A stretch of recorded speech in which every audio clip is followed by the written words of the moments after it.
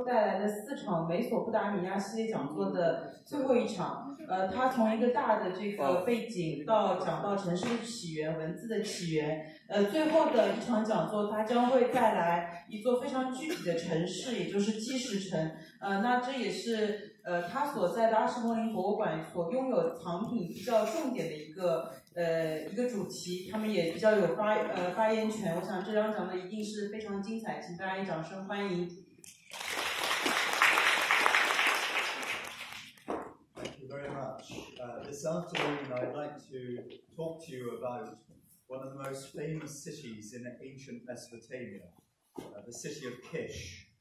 It's a city that allows us to tell the story of Mesopotamia from around 3000 BC down to the coming of Islam in the 7th century AD.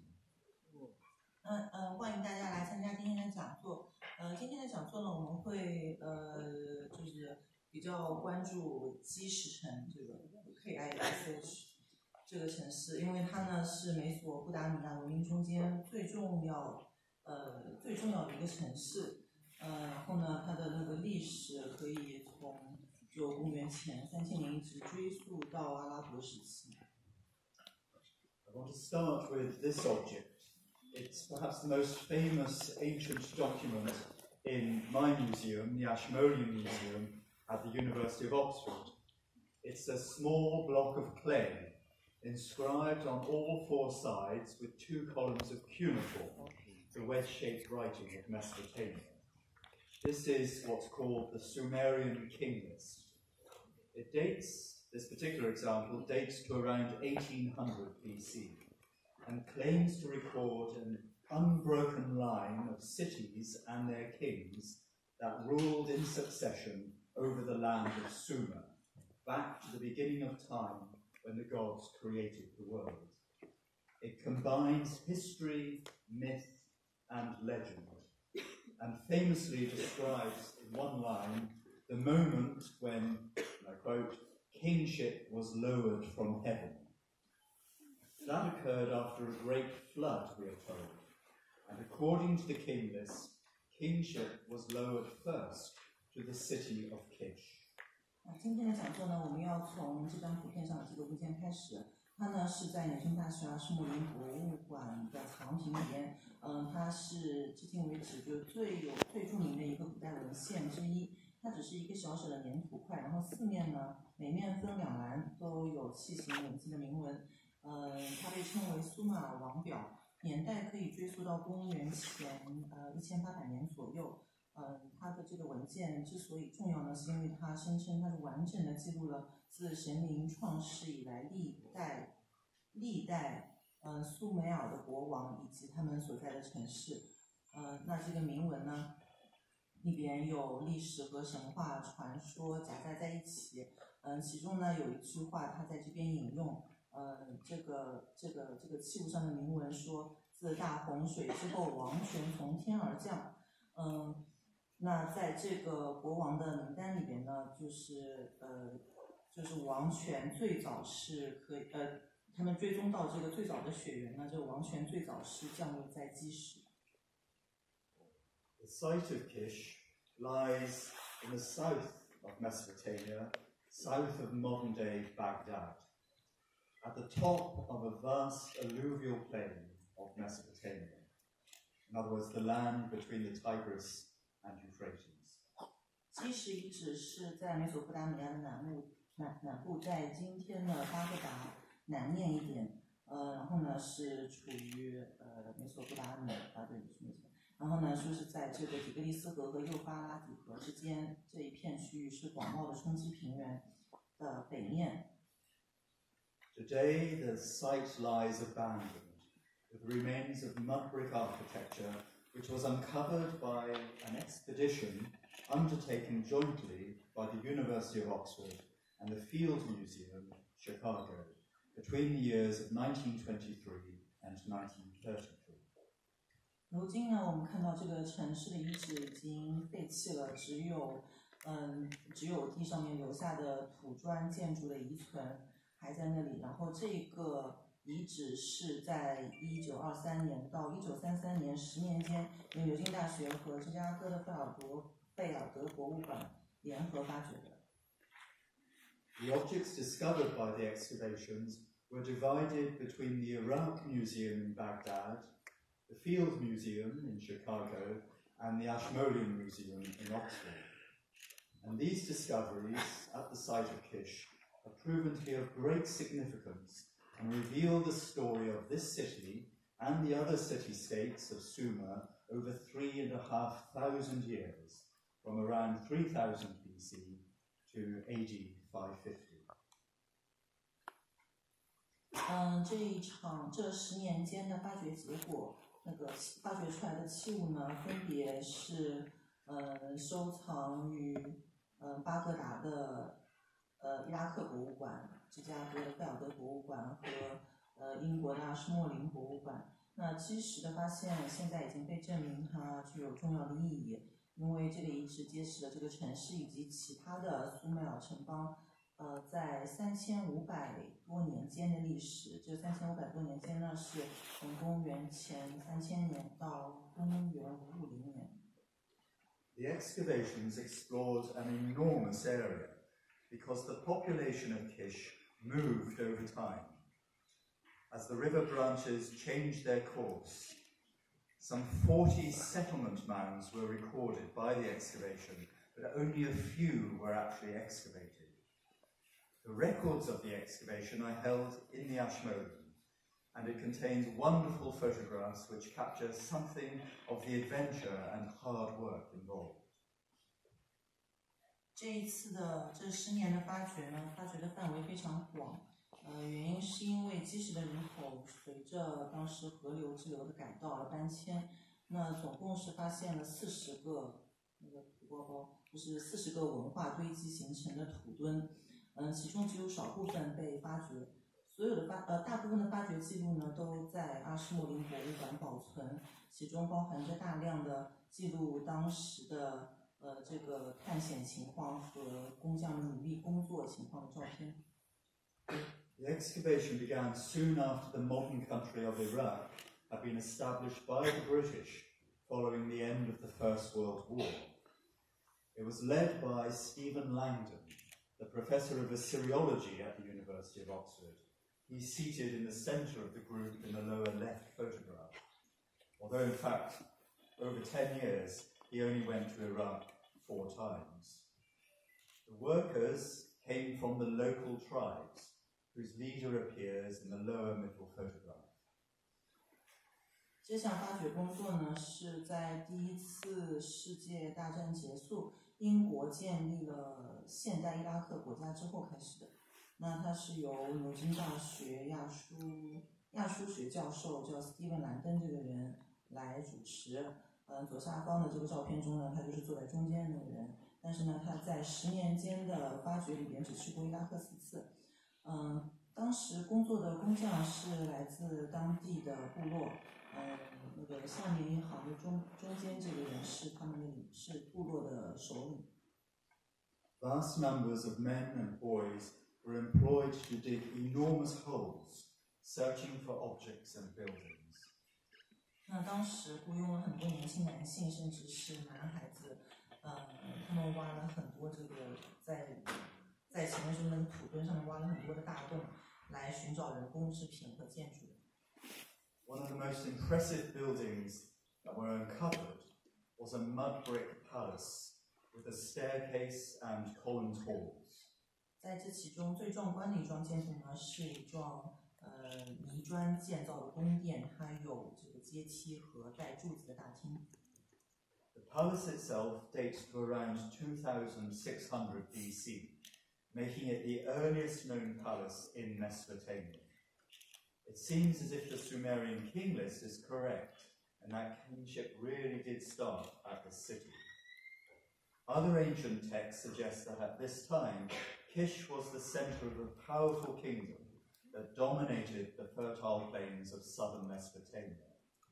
Indeed, the title, King of Kish, was adapted by later rulers to express their ambitions to create an empire. 这座宫殿的年代可以追溯到公元前2600年，这就意味着它是美索不达米亚所建造的最早的宫殿。这样看来呢，苏美尔王表上面所说的是真的，王室血统确实从这里开始。其他的古代文献呢认为，这个时候的基石，是一个统治了美索不达米亚南部一大片肥沃平原的强大帝国的中心。基石王这个名号，后来也确实被统治者们，当时有很多的这个王，被他们用来就是标榜自己，来表达他们要创造帝国的野心。The entrance to the palace was decorated with elaborate stone and shell inlays, showing a procession of soldiers and bound prisoners towards a king. This would become the standard theme of kingship in Mesopotamia for the next 2000 years. 在这所宫殿的入口装饰着，大家这边看到的，有那个非常精美的镶嵌画。这个石头和贝壳镶嵌在里边形成的图案呢，描绘了士兵和俘虏的行进队伍。这个队伍是在朝这个王的方向，在行进。像这样的主题呢，在接下来的2000年间，是美索不达米亚地区非常常见的。Near the palace were temples. Here, as elsewhere in Sumer, sculptures of wealthy individuals were set up to pray forever and receive the offerings of other worshippers. This headless figure from Kish depicts a female. She is seated and holds a bunch of dates on her lap. Intriguingly, just to the left of the dates is an inscription in very faint cuneiform signs. It's difficult to make out in this particular image, which reads in Sumerian, King of Kish. Perhaps the statue was presented by the king, or could this be an image of a woman who was herself a ruler? Not an impossibility according to the Sumerian king lists, which names some women among the list of rulers. 在那个宫殿的附近有许多的神庙，在基石和苏美尔的其他地方，神庙里边立着表现富人阶层的像。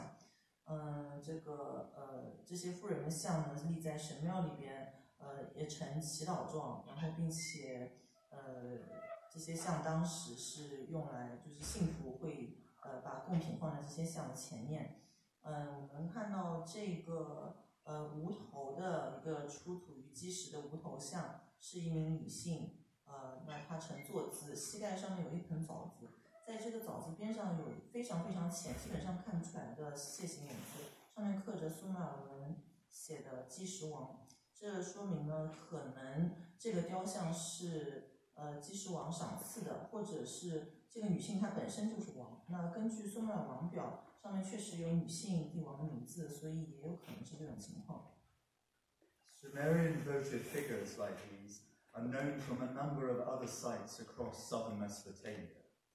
Images of men and women wearing a variety of costumes and hairstyles. They probably represent important and wealthy members of society. 苏美尔南部的许多遗址都有这样子的，就是苏美尔式的祈月像。那个像的男女都有，他们身着各种服饰，发型也各不相同，表现呢很有可能是当时社会权高位重或者是富有的人。Some wear plain skirts with fringes, others tufted robes, which may be sheepskins. As sheep were the main sacrificial animals of Mesopotamia, perhaps the individuals were in some way presenting themselves to the gods in the same way. 这些雕像中的人们呢，有的穿着带碎碎头的平民裙子，有些披着可能是绵羊皮的长袍。绵羊这种动物在美索不达米亚是主要用来祭祀的动物，所以当一个人他把自己表现为在神灵面前，身披羊皮的这个形象，也就是向神灵表示说我向你奉献自我的这种表示。Some people dedicated stone plants in temples. These were fixed to a temple wall by a nail driven through the central hole. The plaques are usually divided into registers, which depict processions of humans leading from the bottom register to the top, where a celebratory banquet takes place. In this particular example, a seated man on the right and a woman on the left are served drink by attendants. Both figures hold in their hands branches of vegetation, almost certainly meant to be the flowers and fruit of the date palm. 那人们也供奉祈愿石板，这种祈愿石板中间有个洞，可以用钉子钉在神庙的墙上面。那个板上面的图案是分层的，从最下面开始表现了一支行进队伍，从最下面一直行进到上方。这个顶部呢，就是举行庆祝宴会的地方。在这块板上面，我们看到它的右边坐着一个男子，左边呢是坐着一个女子。他们的仆人正在给他们斟酒，他们手里边持着某种植物，应该是枣叶树的花和果实。By 2500 BC, kings now start to commission objects for the temple. In this stone plaque, the king is shown standing on the left and is shown much larger than the other figures. He wears a fleece skirt and holds a basket on his head. We know from texts that this was a ritual act, as the basket contained soil from which the king would make the first brick for a new temple. In the lower register, the king is seated on the right, celebrating the completion of the building of the temple with a drink. He is named as Uananche in the cuneiform inscription. The other figures are children belonging to the king. Their names are inscribed on their skirts. 到公元前2500年，有证据显示王开始为自己定制这种祈愿牌来供奉给神庙。那在这块石牌中呢，我们可以看到王他站在左边，比其他的人物都大，穿着羊毛裙，头上顶着一个篮子。从文本中我们知道这是一个仪式场景。那个他头上的篮子里边装着土，那国王接下来呢就要用里边的土为这个新的寺庙的建造来制作第一块砖。在下面一层可以看到国王手持酒杯坐在右下角。这个时候呢，这个庙已经完成了，他们在庆祝这个寺庙的竣工。楔形文字的铭文说他名叫沃尔南什，然后下面那些比较少的人呢是他的孩子，他们的名字都刻在裙子上。Kings also now appear as votive figures. This example is in the Sumerian Museum. He wears a fleece skirt, his hands are held together in front of him, but drilled at the top of his hands as if he is holding a bowl. And one of his eyes retains its inlay of mother of pearl. 这个时候呢，也出现了国王形象的祈愿像，像这边就是一个例子，它是阿什莫林博物馆的藏品。这个国王身穿羊毛裙子，双手合在一起，这个两手之上有一个洞，仿佛呢他好像拿着一个碗的样子。他的眼睛，一个眼睛里边还保留着曾经在里面镶嵌的珠母的痕迹。The same figure, but seen from above and at the back, we can see that he has holes drilled into the top of his head for fitting a headdress, perhaps originally made of metal or different coloured stones. And at the back of his head, his hair is tied up into a bun, a hairstyle associated with royalty. 这两张图呢显示了这个雕像俯视图和背面图。从那个俯视图来看，它这个像的头上面有洞，应该是原来是为了装头饰留下的。这个头饰可能是金属的，或者是其他不同材质的石头。那背部很明显可以看到发型呢，头发梳成一个珠珠，这种发型呢是王室身份的表示。We can see those features more clearly on these fragments of a large stela from southern Mesopotamia, now in the Louvre Museum. The piece on the left shows a king leading his foot soldiers carrying spears and shields into battle. The fragment on the left shows the vultures pecking at the corpses of his defeated enemies. The lower register shows the king in his chariot. 在一块大石碑的残块上面，我们可以更仔细地看到国王的这些特征。这块石碑现在在卢浮宫。左面这一块呢，我们可以看见那个王带领着一群手持矛和盾的士兵，好像正在赶赴战场。然后在左边一点呢，可以看见有这个秃鹫正在啄食被击败在地的敌人的尸体。在下面的那一层。显示了国王在他的战车里。If we look a little closer at the image in the lower register, we can see the king holding a spear in his raised hand, and he wears a fleece robe over his shoulder, as well as an elaborate helmet where his hair is tied up at the back. 那把那个下面那个部分放大呢，我们就可以看见这个王他手中高举着长矛，肩上披着那个羊皮袍子，头上戴着精致的头盔，头发是梳起来绑在后面。An actual helmet, like being worn by this king, but made of gold, survives from Mesopotamia. A band holds the hair in place and ties it as a bun at the back. Small holes around the edge may have been used to tie a soft lining into the helmet to make it comfortable to wear. It would have been completely impractical for battle, as gold would have offered no protection, but it would have been splendid for a parade. 事实上，考古证据里边是真的有这样子的头盔保存下来的。那这边看到的是，这个黄金头盔，它显示一条发带，把头发固定在脑后，形成一个揪揪的这个造型。这个靠脸的就是靠下缘那些小洞，是用来把柔软的内衬固定在里面的，佩戴者会戴着比较舒服所用。在战争中呢，这样子的头盔当然是不实用的，因为金子很软，它没法提供保护。但是这种头盔戴着游行还是棒棒的。The helmet, it comes from a large cemetery discovered at the site of Ur. The city lay at the head of the Persian Gulf and was the center of a powerful city-state which grew rich from trade with the Persian Gulf and connections with Iran and Afghanistan, where the gold probably originated. 这个头盔呢是来自乌尔遗址的一个大型墓葬里边。乌尔城是在波斯湾的源头，它是一个非常强大的城邦中心。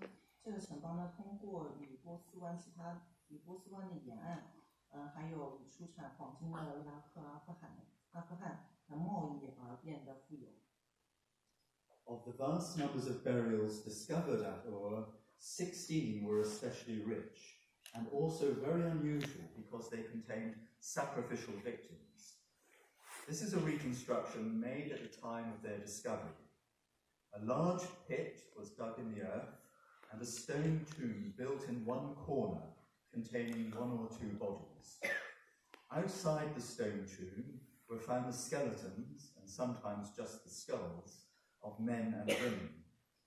When they were excavated in the 1920s, it was imagined that these people may have willingly gone to their death to accompany their leader into the next world, who was buried in the stone tomb. More recent work on the skeletons has shown that at least some of these people were beaten to death, and their bodies were baked to preserve them before burial. 在乌尔呢，发现了大量的墓葬，其中有16个是特别的奢华。他们里边还非常不同寻常的伴有人身现象。这是一个发掘时候做的复原图。墓葬呢是一个大型的墓坑，然后有一个角，里边放着一个石墓，里边埋藏着一或者2个死者。然后在这个石墓之外呢，发现有男男女女的遗体，有时候只有头骨。在1920年，这个墓被发掘的时候，当时的人认为这些随葬的人是自愿跟随石墓中的主人愉快地步入死后世界的。但是最新呢，对这些遗骸进行了研究，然后发现这些人有些是被打死的，然后还为了更好的保存尸体，他们还被烘烤过。Only after they were killed and cooked were the bodies dressed in rich jewelry, so that they might look like the attendants and musicians that had accompanied the king or the queen in their life. 那烘烤到火候恰当的时候，再把它们拿出来，穿上好看的衣服，戴上丰盛的首饰，让他们看起来好像是生前服侍王与王后的仆人和乐师。These royal rituals are represented on the famous Standard of Ur, now in the British Museum. Originally made of wood, one side was inlaid with stones and shows the familiar banquet scene. The king is in the top register, facing his court of seated men, and he is shown larger than everybody else and wears a priest's skirt. 大家现在看到的这个呢，是描绘了王室里边仪式的一个很好的案例。这个是著名的沃尔王旗，是大英博物馆的藏品。原本呢它是木头制的，上面镶嵌了各种各样的小石片的装饰，表现的是一个宴会场景。王呢在最上面一层，他面对着朝臣，形象比所有人都要大，然后穿着这个羊毛裙子。On the other side of the box is an image of the king as a victorious warrior. Carts in the lower register are pulled by donkeys, and a procession of soldiers and their prisoners leads to the top, where the king oversees the execution of the captives. 在这个旗的另外一面，王的形象是一个凯旋的武士。在下面那一层里面呢，可以看见驴车的队伍，还有士兵和战俘的队伍在缓缓前行。这支队伍呢，最终是达到那个顶部王那边，然后王他在那里监视对战俘的处刑。Another remarkable object on the royal graves is a large musical instrument, decorated with the head of a bull, made of gold and lapis lazuli. The front of the instrument is inlaid with a design showing animals acting as humans, perhaps intended to represent the world of the dead. Certainly in Sumerian myth, the scorpion man, shown at the bottom, was the doorkeeper to the underworld. The lapis lazuli seal and its modern impression on the right shows human-faced bulls, as often also shown at the top of the inlay decoration. These represented for the Sumerians the eastern mountains, which were thought by the Sumerians to be where there were entrances to the underworld. 在这个王室墓里边出土的另外一件非常重要的物品是一个巨大的乐器，它上面装饰着用金子和青金石做的牛头。那在这个头的下面，大家看到一块那个镶嵌画板，然后上面有一些女人的动物，表现的应该是死后世界。最下面的这个半蝎人呢，在苏美尔的神话中，我们已经很明确的知道他是地下世界的守门人。然后旁边右边这张图里边青金石做的圆柱形印章，还有它的羊面印记，是现代的羊面印记，表现的是人面公牛。然后这个形象呢，在那个镶嵌画的最上面也有。这个呢，表现的是东部的山脉。对苏美尔人来说，他们觉得东部那些山脉里边有通往地下世界的入口。The excavations at Kish also revealed extensive cemeteries. Some of the most intriguing discoveries made at Kish were elaborate burials in which humans were accompanied by wheeled vehicles pulled by oxen and accompanied by donkeys. These can be compared very much to the famous royal graves at Ur. 在基什也发现了大量的墓葬，最有趣的发现之一是，一些墓葬中它随葬着用牛拉的带轮的车子，还有驴，这些墓葬可以和沃尔的王室墓葬相提并论。These burials at Kish contained many rich objects that demonstrate how the city was part of a trade network that reached from the borders of China to the Mediterranean. Rings to support the reins of the carts were made of precious metals, and even the wheels of the carts had rims of copper with silver nails. Carnelian, gold, and lapis lazuli beads would have arrived from the regions of modern Pakistan and Afghanistan. 在这些墓葬中出土了很多丰富的、精致的随葬品，那可以证明这个城市曾经是连接中国西面边境地带和美索不达米亚的贸易网络中的一段。那这边可以看到那个上面的那个环是在当时的车子，就是那个缰绳会穿过这个环，连接那个人和那个牲口。然后它这个环是用贵金属制成的，然后甚至车子的轮子上面也有这个铜边边，然后铜边还是用银的钉子固定在轮子上面的。像红玉髓啊、黄金和青金石的珠子，这些物品要来自巴基斯坦和阿富汗地区。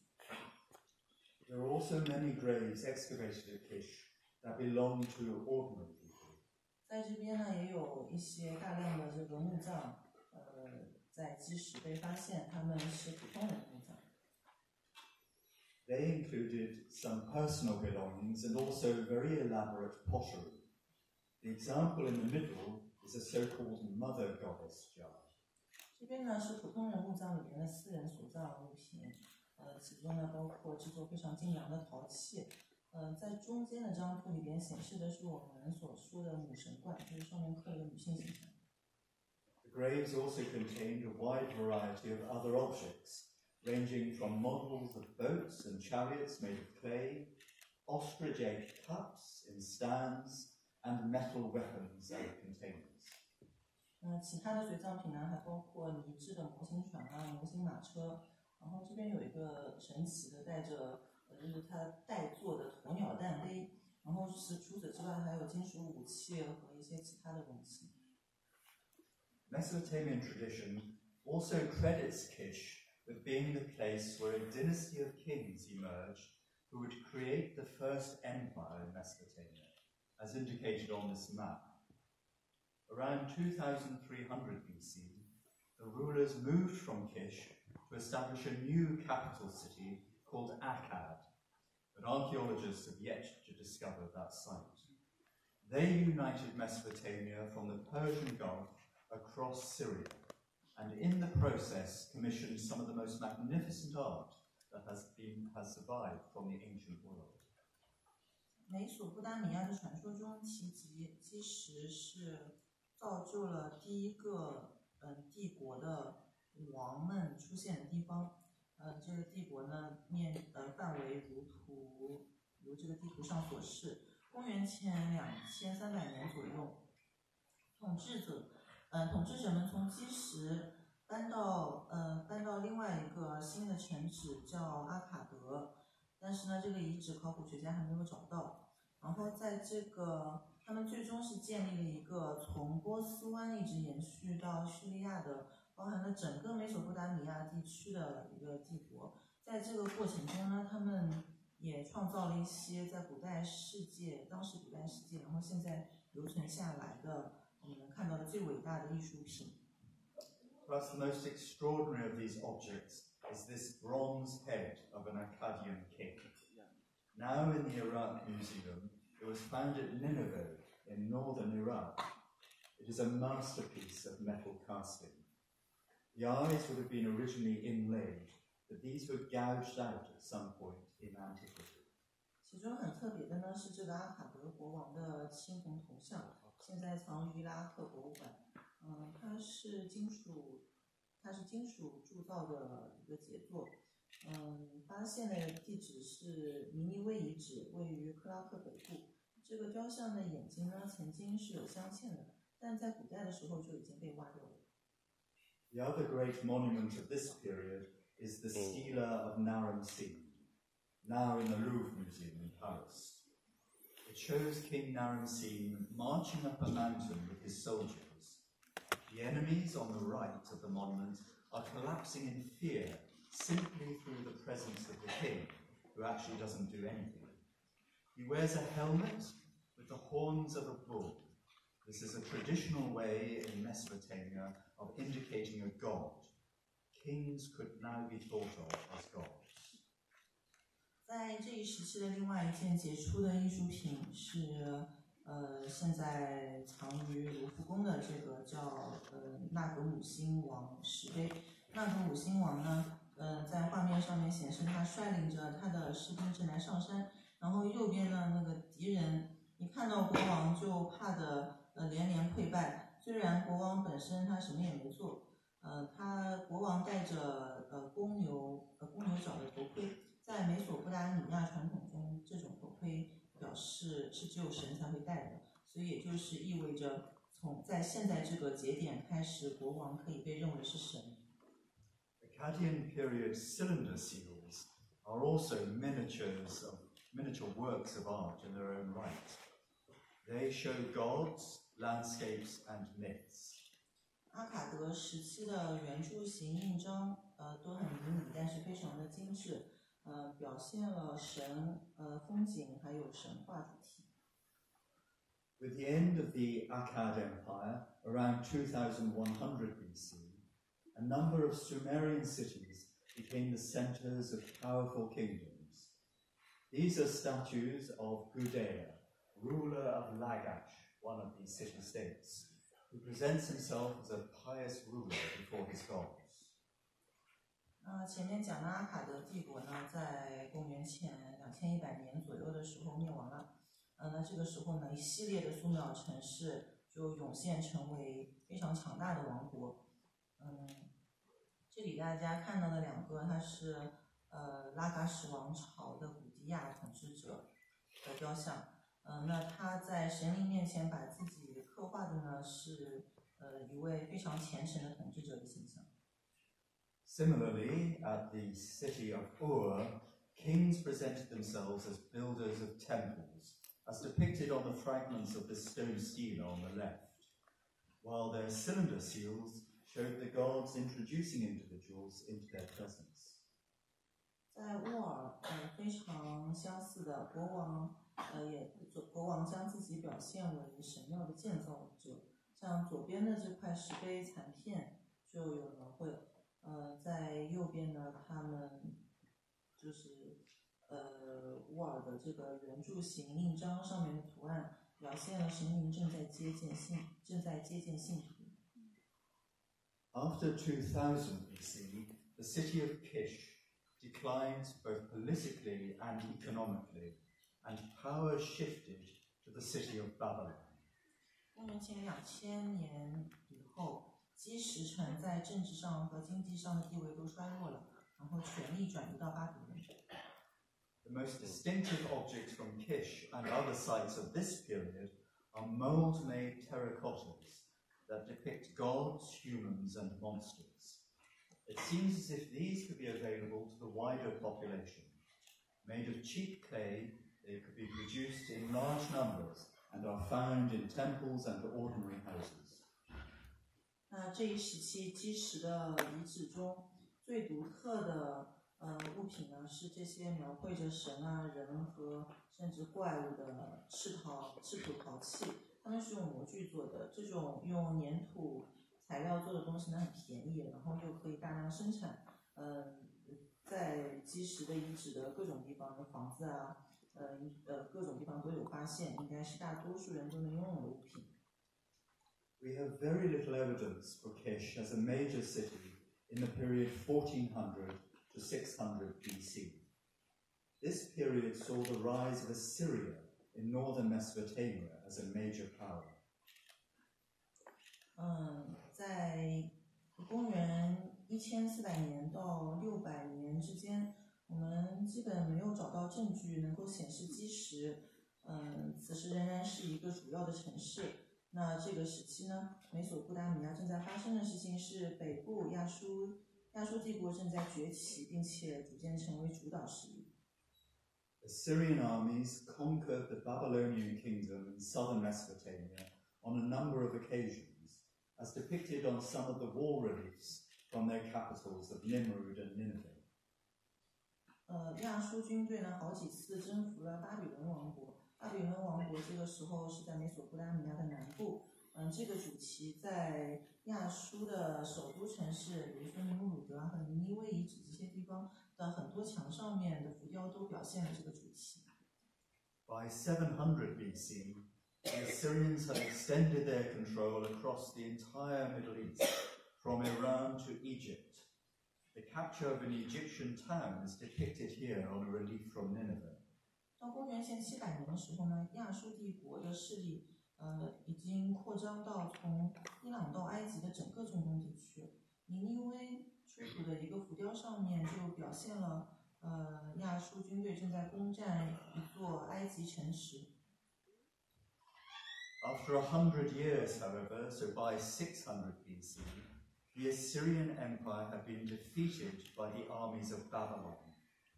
Under King Nebuchadnezzar, the city of Babylon was established as his capital, and the great temple of the god Marduk with its vast ziggurat tower was restored, as is suggested in this reconstruction.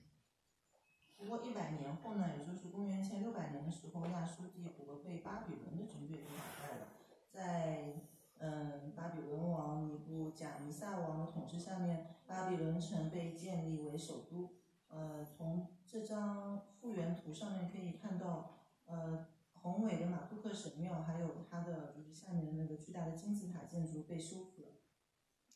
Other monuments created at Babylon at this time include the famous Ishtar Gate, excavated by the Germans, and the gate is now partly reconstructed in the Pergamon Museum in Berlin. It was the main entrance to the temples at the heart of the city of Babylon. 当时巴比伦建造的还有这个图中所示的著名的门，它叫伊什塔门，是由德国人发掘的。那柏林的贝加门博物馆里面也重建了这个门的一部分。在当时呢，这座门是城市中心寺庙区的主要入口。Such was the reputation of the city of Kish, however, as the city of kingship, that it was deliberately revived by King Nebuchadnezzar. He looked to the past, and his inscriptions use an ancient form of cuneiform. 因为基石城名声在外，它是美索不达米亚最早的城市，所以当巴比伦王尼布甲尼撒王占领这个城的时候，他特地重建了这座城市，然后他看了那个历史上的一些资料，然后刻意效仿过去用古老的楔形文字做铭文。After this slightly artificial recreation of Kish, again we have very little evidence for the city following the capture of Babylonia by the Persians around 500 BC, or its conquest by Alexander the Great. Apart from some distinctive pottery, such as this animal-headed drinking horn, and coins of Alexander and his successors.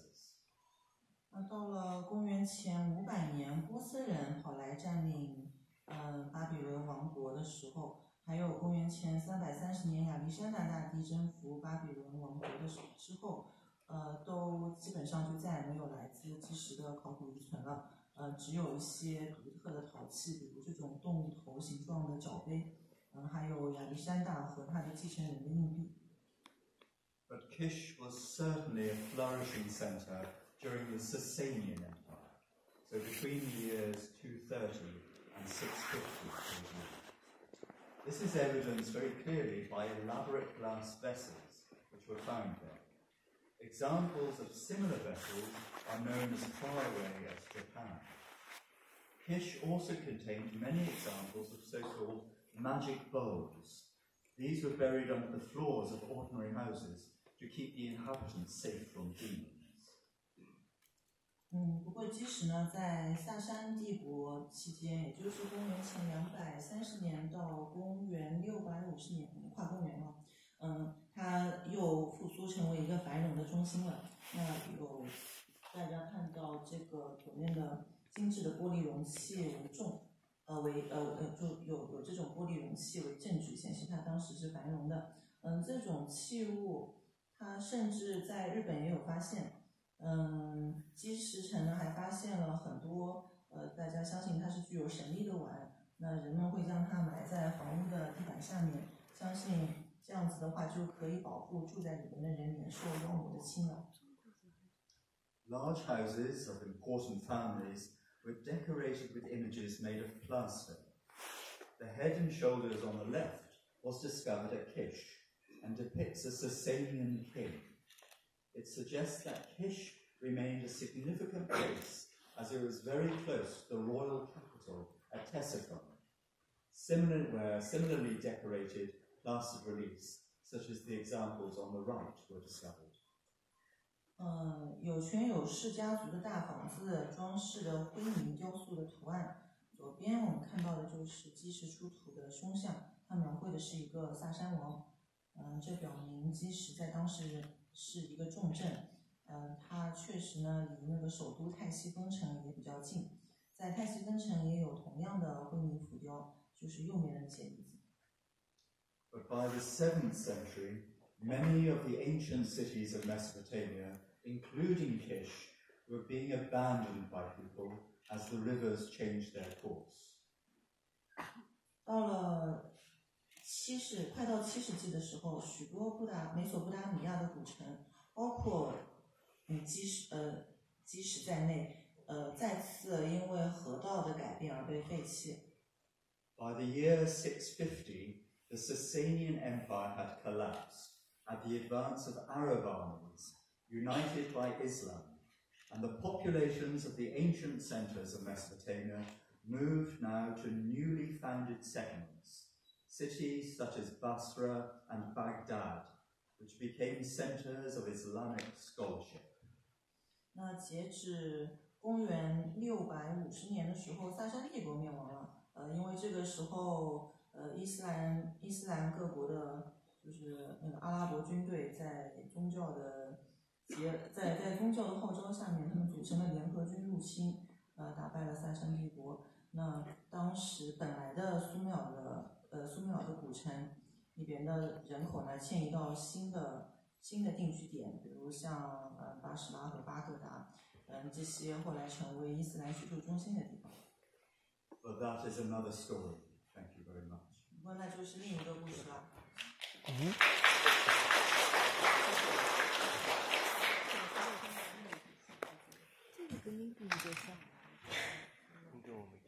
最后一场讲座，如果大家有什么疑问的话，可以那个最后一个机会可以跟大家交流一下。第一下给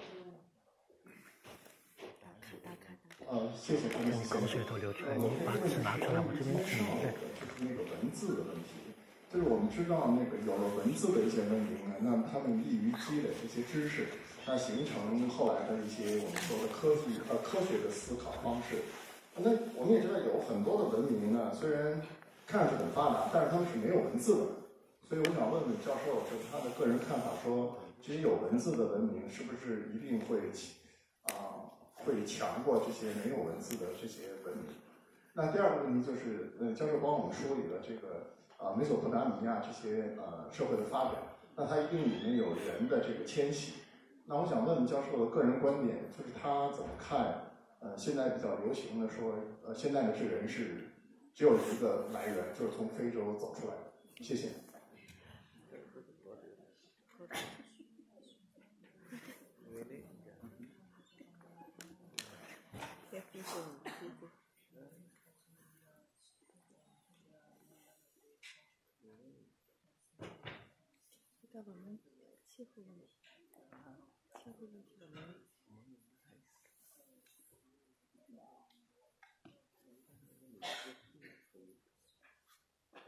So, no, there's no evidence at all that civilizations require writing to be successful and prosperous and have good trading connections with neighbors and so on. Writing isn't a requirement for complex society, and there are good examples around the world where large empires have been established without what we would think of as writing.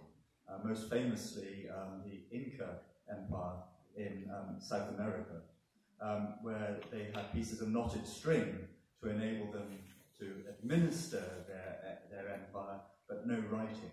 So it's not absolutely essential.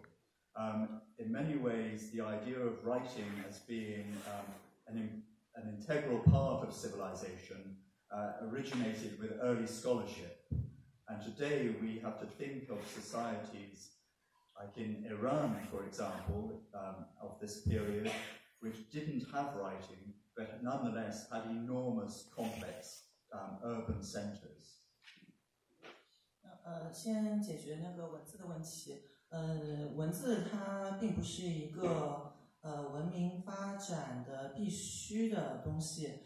就是有没有文字呢，不影响这一个这个权力机构，不管它是那个王国也好，还是帝国也好，来变得繁荣或者是进行贸易。然后文字也不是一个复杂社会形成的必须条件。历史上已经有很多的大量的这个案例，就是那些帝国它非常强大，但是没有文字。最典型的是南美的印加帝国，他们有这个绳结来就是记录很多那个行政上面的事务，但是并没有文字这样的媒介。那文字呢，它不是文明的不可分割的部分。那我之所以把文字的这个地位抬得这么高呢，那是因为大家要想说，你最早的时候要了解这些地方，就是稍微晚一点的学者要了解古代的这个文化，很大一部分程度是依赖于文字，所以就导致在研究的时候呢，就是更加注重文字流传下的这些文明。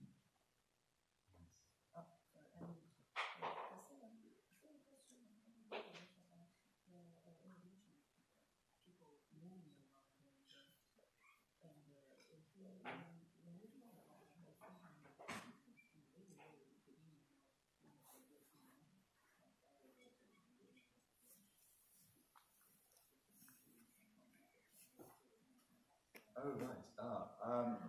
I'm not an expert on early human expansion and the out of Africa idea. I mean, my understanding is that there is now some good evidence for movement out of Africa in a very early period through Arabia as a route towards India. And then a second branch which moved up into the Middle East and beyond. But I'm afraid that requires an invitation, I think, to a specialist of a much earlier period to answer that. 那对于你的第二个问题呢，柯林斯教授表示抱歉，因为他不是体制人类学家，对那么早的那个人类迁徙不是很清楚。就他自己就是在他研究领域所知道的呢，是确实就是这个理论，按照这个理论呢，就是有一支从非洲出来的人呢，他们是经过了阿拉伯半岛，然后就来到了就是美索不达米亚的这个区域，然后除此之外，他也不是特别了解。还有什么？那个第三排那个问题，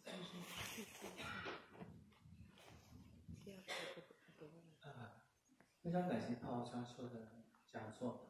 然后我这有一个问题，就是说，为什么在这个英语世界这个里面，就是包括波斯第一帝国以及第二帝国，我们说的，就是阿赫美王朝以及萨珊王朝所做的研究以及就是展示出来的内容这么少？谢谢。不好意思，什么东西的展示内容那么少？是他的讲座里面，还是说我们现在的研究？在现在整个世界史的研究中，因为我们知道这个波斯第一王朝，它相当于是第一次把那个埃及、还有巴比伦、还有印度河流域全部统一在一起的一个帝国。但是就是前2年吧，有一次大英百物展，我们看到就是它居然没有一个就是所谓的波斯第一帝国的地图这样子。是故意为之呢，还是怎么样子？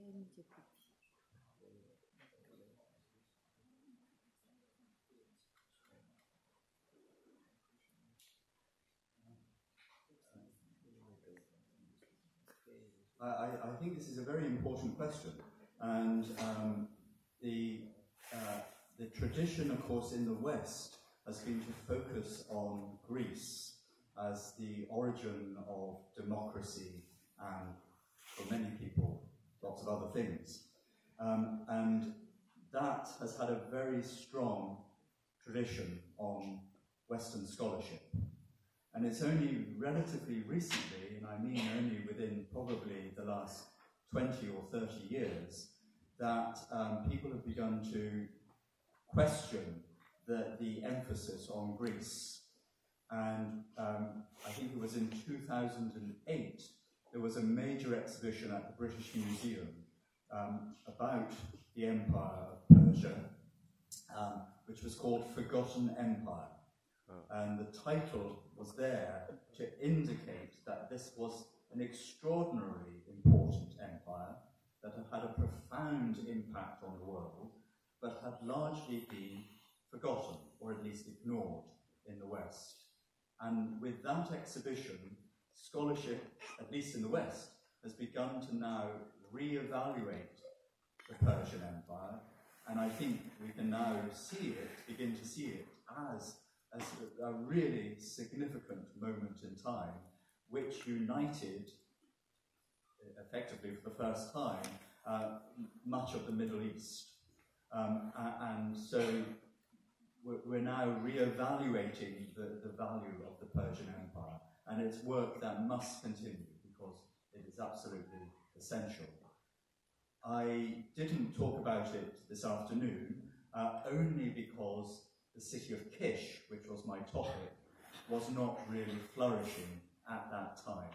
But certainly the city of Babylon was a major flourishing center and the heart of the Persian Empire. So thank you for raising the point. It's very important and we need to continue to highlight the Persian Empire. 那回答你这个问题呢，首先，就是确实在从西方的学术传统来说，它就是确实是有这个倾向，是对这个波斯帝国就是重视的不够。那是因为西方的学者呢，因为这个英语国家他们都是视希腊为他们的文明文化起源的，就是从那个民族起源啊，以及艺术啊、科学各种的都是看重从希腊延承下来的那一脉。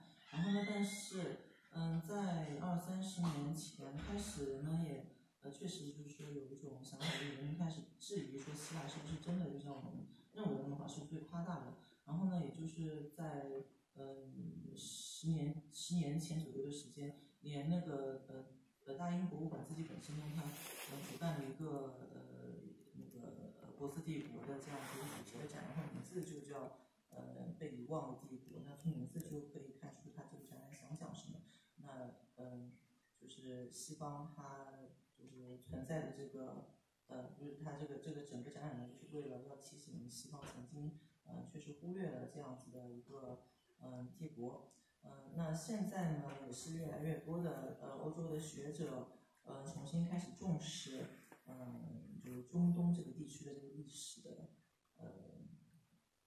这个发掘，然后他们也确实有很多的项目是和中东这边的学术界联合来研究你说的这一块历史。那这个历史呢，就是这一部分的历史研究是非常重要的，然后也是以后也要继续持续的。然后他在这个自己的讲座里边没有讲太多关于波斯帝国的内容呢，是因为他的这个今天的主题，就今天下午这个主题讲的是基石遗址。基石这个城市遗址，然后它历史虽然很长，但正好就是在苏三帝国兴起的这个时候，基石它不是一个很重要的城址了，所以它没有太多的东西可以说。因为这个时候那个巴比伦是成为主要的势力。给一下那个后排的那位男士。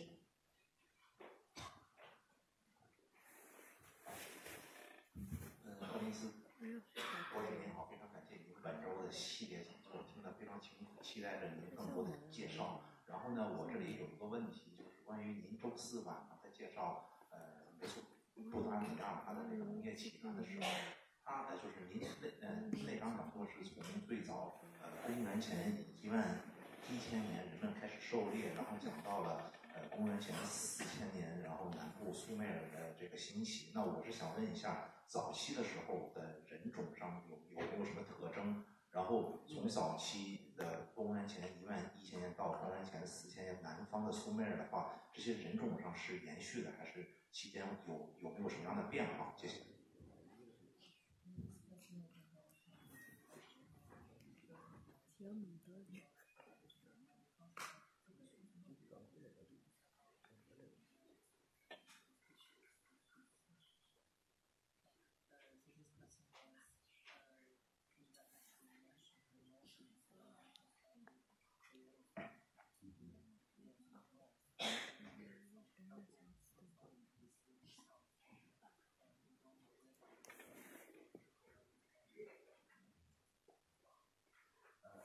For the prehistoric period, it's impossible to determine where people came from.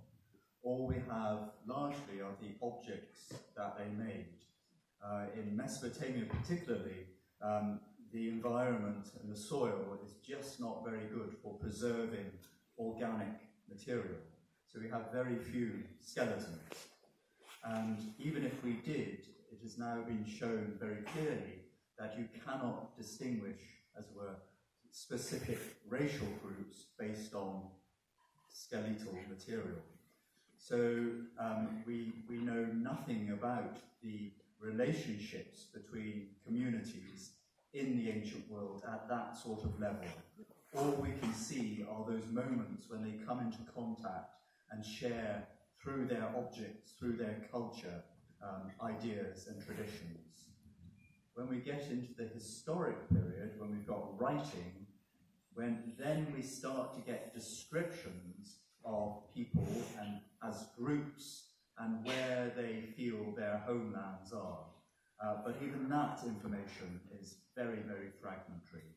So it's a really difficult question to answer. 那感谢你的这个提问。因为礼拜四我们讲那个所提到的就是美索不达米亚最早的文明起源11500年，公元11500年以前。然后呢，还有南面这个公元前4000年，都是非常非常久远的这个年代。然后非常不幸的呢是，因为美索不达米亚的这个土壤的关系，所以而且还有早期的那个人类遗骸保存的墓葬什么的比较简单。所以它并没有被很好的保存下来，留下来这么一点呢，也不足以被现在的那个做 DNA 检测的工作人员来研究他们的这个人种问题。那所以呢，就是大多数对美索不达米亚的这个研究，就是当时考古学家也好奇他们都是哪里来的，就是每个人群都是哪里来的，他们有多少不同的人群。但是这种研究呢，主要还只能通过对美索不达米亚出土的这个物品来进行研究呢，就是社群和社群之间他们使用不同的物品，或者是使用相似的物品，或者是物品上的一些特征，从一个地方就是开始，然后传播到另外一个地方。他们关注的更多的是这个方面的研究。那还有呢，还有文字出现以后，这个文字记载里面说了，就是我们是不同的人群啊，然后来自哪里这些信息，也提供了比较多的信息，也提供了就是比较多的就是那个不一定，这不是人种问题，而是说族属问题。所以就是非常不幸，就是那个 DNA 的这个人种，就是人种的问题不太好解决。现在就是这么早的这一段时间是没法解决。他能给一下中间那个那我想问一下，就是教授在那个刚才讲座中提到的那些祈愿板，它中间都有那个圆形或者方形的洞，他说是钉在那个神庙上的。我想问一下，这个祈愿板的背面是什么样的？然后它的那个钉在神庙上的安定方式是什么样的？是用钉子吗？还是说用那个木器什么？谢谢。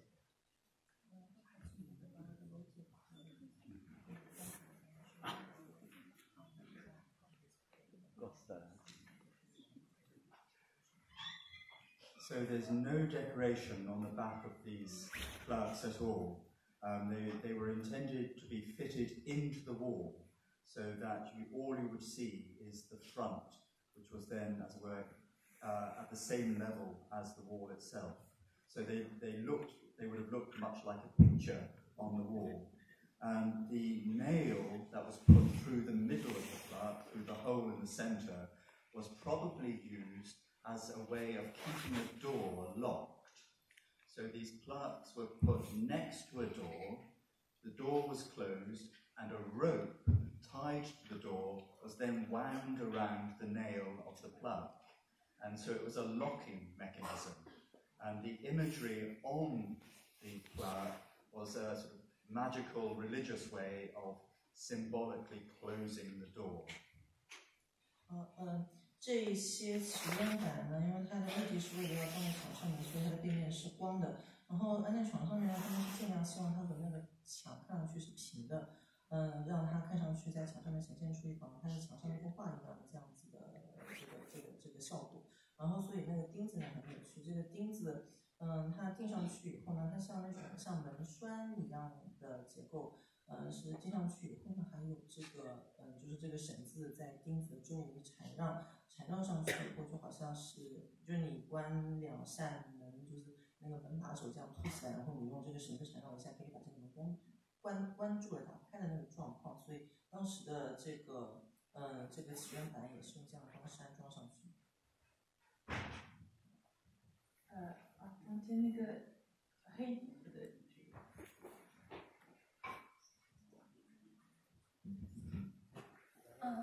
Professor, thank you for your speech. I have two questions.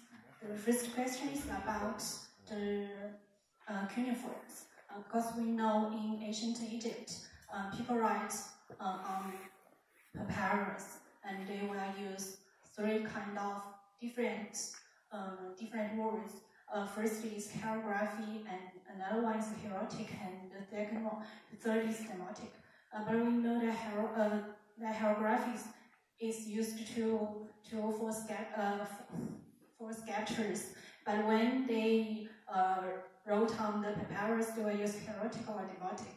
But we know in Mesopotamia, people use cuneiforms because their writing materials are tablets. It is my hypothesis.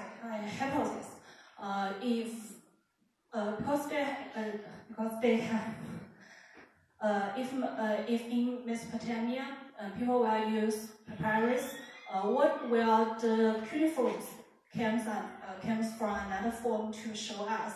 Because the writing systems will change on the writing materials. So I want to know if there were ever evidence that archaeologists find out to show the evidence that that people in ancient times were writing cuneiforms on papyrus. And my second question is mention about royal inscriptions, and we know in the Sumerian in the period of Sumerian and Akkad Empire and Empire of Akkad, the king will build the first brick of the temple, and on that brick they will have royal inscriptions. They will show out that I am the king of Akkad and Sumer, and something else, blah blah blah. But in your speech, you mentioned about the period of Ashur, and he will show the royal inscriptions of I am the king of Kish. I want to know these two kind of royal inscriptions. Did they ever show at the same time? So if they have the same time, what kind of the language will they use about Sumerian or the Akkadian? Thank you. The question about cuneiform and whether there was a sort of a version for papyrus or parchment. There's no evidence that cuneiform is used on anything other than clay or stone. And the reason for that is that clay was the cheapest available material in Mesopotamia, and the scribes, the few people who could read and write, part of their training was to make clay tablets so that they could write on them. And that tradition of writing on clay was such a complex and took such a long time to learn that it was a very small community, a small group that ever wrote in Mesopotamia. Cuneiform, when it was made, as it were, for the public, was on stone, so they simply carved the same signs, even though most people wouldn't be able to read it. In the first millennium BC, however, when the Assyrian Empire expanded beyond Mesopotamia as far as Egypt, then they introduced other forms of writing material, including parchment and papyrus. But because they couldn't write cuneiform signs on that material, they adopted the alphabetic scripts that were being used in the East Mediterranean. So alphabetic scripts, which were much more cursive, much more like demotic, were used in the first millennium BC on papyrus and parchment to record languages like Aramaic. So around 800, 700 BC, you've got good evidence for cuneiform on clay and more cursive alphabetic scripts on parchment and papyrus. But before that date, there's virtually no evidence at all for anything but cuneiform.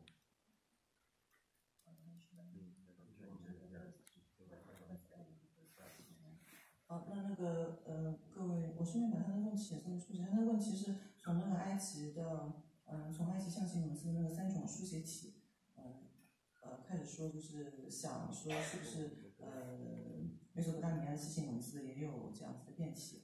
那教授的意思呢是说，在美索不达米亚用非常很长的一段时间里边，这个楔形文字它之所以称为楔形文字，就是因为它是用芦苇笔把它按在还是软的泥上面形成的这个印记，叫楔形文字。它的楔形文字是有原因的，那就是说在当时它主要的资源呢就是这个粘土，他们没有其他的这些植物的这种资源，所以他们没有使用纸啊或者是其他的媒介，所以楔形文字一般性它只用2个地方，一个就是在粘土板上面，还有一个呢就是在石头上面。那因为这也是因为就是说这是非常常见而且便宜的这个媒介。然后另外的原因呢，是因为你要学这个楔形文字，其实是要花很长时间，你要从做泥板，然后到就是你一块粘土板它的湿度怎样，然后合适的这个柔软程度，然后可以刻上这个文字，它其实是一门非常精深的学问，要训练很多年才能够学会。所以当时就是真的会写楔形文字的人也是社会中的极少部分的人。然后呢，对统治者来说，他文字如果是要给公众看的话，它是以石头为媒介，但是呢，大多数人都看不懂。但这不管就是他要子子孙孙有流传的信息，就给他们刻在石头上面，然后使用的那些信息呢，就是刻在这个泥土板上面的。那事情的变化呢，出现在公元前1000年左右，就是亚述帝国控制美索不达米亚这个地区，他们带来的，因为他们亚述帝国是个很大的帝国嘛，它还有像埃及啊，还有这个阿富汗一些地方，然后所以把那些地方的这个书写系统也带入了美索不达米亚。但是呢，对美索不达米亚人来说，就是他们的楔形文字是没法写在其他的媒介上面的。所以那个时候呢，统治者就想了，就是确实是出现了一些变体，有点像我们中国人说的草书或者行书那样子，类似于草书这样子。然后它是书写在这个纸张或者布上面作为媒介的。所以呢，在亚述帝国统治下面，美索不达米亚地区是出现2个系统，一个呢还是楔形文字，然后另外一个呢是借鉴阿拉伯系统的就是有字母是表音字符，是书写在长得像草书一样的，书写在这个纸和布的这个媒介上面。然后直到这个时候，在很晚的时候才出现这2种书写体系并行的状况。And then the second question about the title King of Kish. We have, as I hope I showed, good evidence that the city of Kish is a major political center from around 2600 BC, dominating a large area of southern Mesopotamia. But when that kingdom went into decline, perhaps 100 years later, other rulers across southern Mesopotamia used the title King of Kish, even though they didn't come from Kish, to demonstrate that they too controlled territory beyond the traditional confines of their own city-state. So it was a sense of a title which suggested a level of power greater than an ordinary city-state. But with the empire of Akkad, you have a new political structure when the whole of Mesopotamia is united, and they start to use new titles to describe themselves. They become the king of the four quarters of the world. And it's only in the very end of the 3rd millennium, in the so-called Ur III Empire, that you start getting the title the King of Sumer and Akkad, which is an attempt to describe the whole of southern Mesopotamia as a unit. So the titles of the kings change over time and reflect the changing nature of the political power that they're controlling. But some very late kings, like Nebuchadnezzar, who look back into the deep past as a way of showing their power, start to call themselves kings of Kish once again. But that's looking back into history and trying to create something out of history. 那个第二个问题呢，是关于前面讲到那个 Kish， 然后 Kish 之王的这个 title 的，就是他有很长一段时间被那个苏美尔王都来自己冠以这个，给自己冠以这个 title， 然后呢到之后就是并没有这种情况。那基什这个地方呢，虽然我们都不是很熟悉，但是基什这个地方在美索不达米亚，它在它是最早的一个那个就王国嘛，然后最早的美索不达米亚的帝国从这边开始，所以当它那个公元前2000多年还3000多年衰落，它开始衰落的时候呢，那其他的像我们那个战国时候，这个秦帝国衰落了，各方的其他的那个小国兴起啊，那各个地方呢，他自己就是自己占一块地方，然后称王的时候，他也想就是继承大统，他也想为自己给自己安上一个就名正言顺的 title， 所以这个时候呢，他们就会给自己起名说我们是基什王，然后很多人都是这样子。以此呢，是不是说他们自己是来自基什这个地方？可能他们根本就没去过基什这个地方，但是呢，给自己这样子的一个称号，就表明了他们要像基什王一样，就是要想要收复那个基什帝国当时的那一片领土为自己的地盘。那到了阿卡格，到阿卡格帝国的时候呢，情况就不太一样。这个时候美索不达米亚全境统一，然后呢，在这个时候，这个王就开始用新的这个头衔来冠名自己，比如说四方之主啊之类的。然后到公元前3000年前，到公元前3000年这个时候呢，还有一些名称，比如说什么苏美尔王啊、阿卡德王啊这样的名字就出来了。那随着这个政治权力的这个形式的转移，这个帝国的就是一个帝国的那么王的这个名号也在不停的转变。那非常有趣的呢，是我们在讲座的这个最后面提到的这个苏珊王，那个名字大家还记得吗？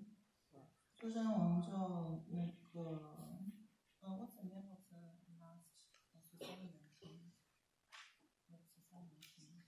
反正他是个苏珊王，然后但是他因为他统治着包含基什这一块区域，然后他看到历史上面就是基什是这边的这个就是相当于像一个龙脉一样的地方，对中国人来说像一个龙脉一样的地方，所以呢，他甚至在这个时候他有一个title 就是叫自己是那个基什王的。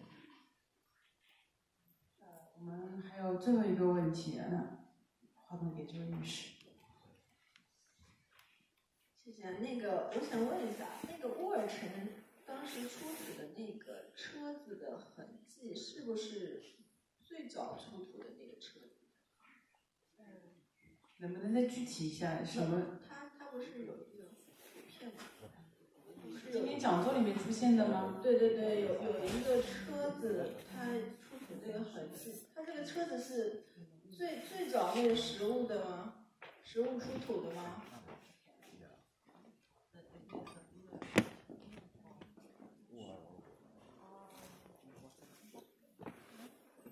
你问的问题是不是这个出土的车子是最早的实物的那种车子的吗？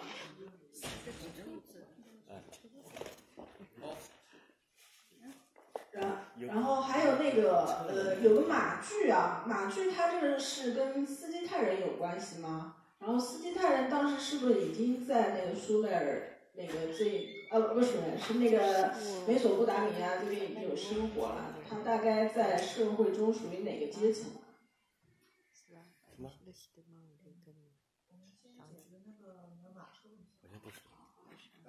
？So we have representations of wheeled vehicles, wheeled carts, on some of the earliest tablets from Uruk at the end of the 4th millennium. So on the pictographic tablets, the forerunners of writing, at Uruk, we have little drawings of wheeled vehicles. But we have no archaeological evidence for those vehicles. They simply haven't been found. So archaeologically, these represent some of the earliest known wheeled vehicles, but they are something like 500 years after those earliest drawings. So I think we can understand that wheeled vehicles were part of the early cities of Mesopotamia around 3000 BC, but archaeologists have found no evidence for them. But those at both Kish, as here, and at Ur in the royal graves are some of our best evidence of what they may have looked like. 那有轮子的这个马车的这形象呢，在公元前4000年，我们前这个讲座讲的乌鲁克遗址的那个石板上面就有它的形象。一直看到的都是它的图画。然后就考古学来说，你说的没错，在这个遗址里边发现的乌尔的这个皇室墓里边的这个马车，还有基石也有发现。他们是现今保存的最好的，能够清晰的给大家就是明确概念，说当时的马车长什么样的最好的例子。但是呢，我们就还是不要忘了，就是说最早就是有记录显示人们开始用这样子的马车是在公元前3000年。那这边这个马车的这个实物呢，要足足比那个年代要晚了500年。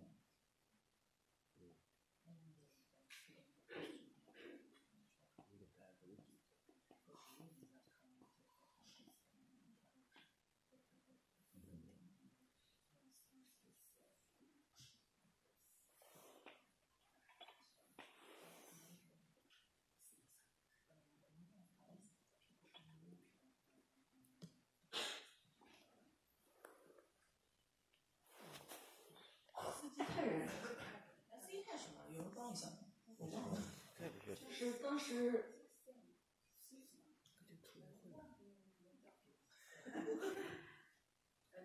哪位观众知道那个斯基泰的英文的发音是？可以查一下那个软件。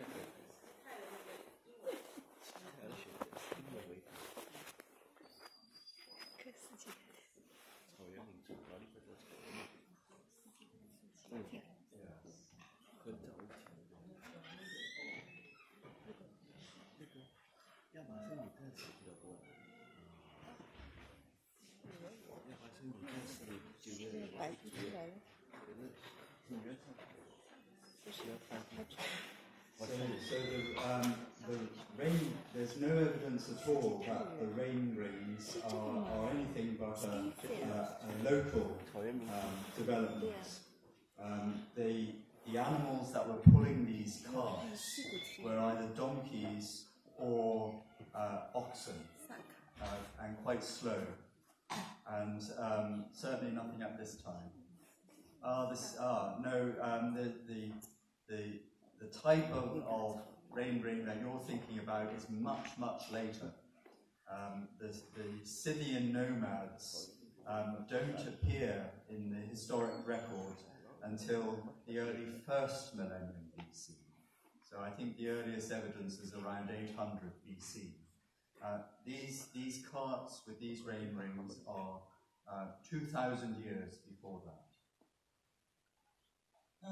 回答你关于那个马具的问题。那个马具的位置，因为教授没有明确讲，它其实是首先那个马车它是由牛拉的，然后呢，这个它那个环虽然你看上去觉得跟很多那个马具上面的那个环很像，但它其实是就是那个马车前面有一个戳出来那个很长的，然后这个长的一边是一匹牛，另外一边是另外一头牛，在这个中间要固定它们的这个装饰在这根很长的这个圆上面有这样这个竖这个环，然后是为了两个牛的那个缰绳可以通过这两个环握到那个驾牛车的人的手里边，所以呢，就是这个东西是一个当地自己出现的产物，然后斯基泰人呢是很晚才出现的，这个马具这个历史呢是公元前3000年，斯基泰人呢就是到这个地方来最早也要到那个公元前1000或者甚至是公元前800年这个时候的，所以两者并没有关系。